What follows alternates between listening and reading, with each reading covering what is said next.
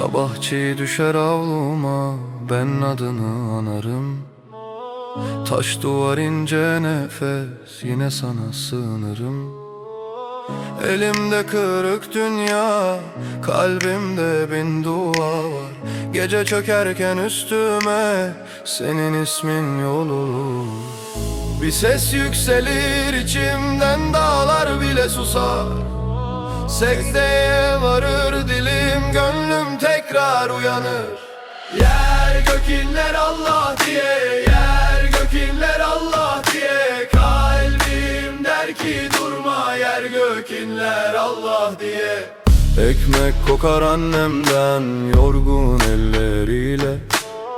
Ben büyürken öğrendim, rahmet düşer sabırla.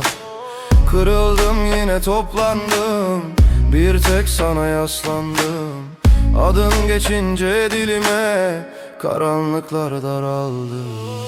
Bir ses yükselir içimden, dağlar bile susar.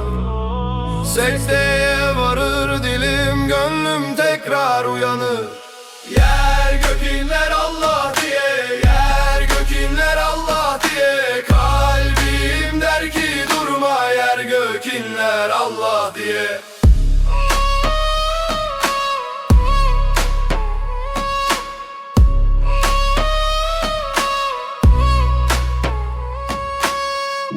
Adaletin ağırdır ama merhametin geniş.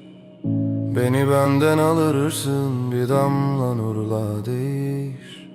Dünya geçer elimden, işim kalır geride. Ben de söylerim sana, bir ömür bir nefeste.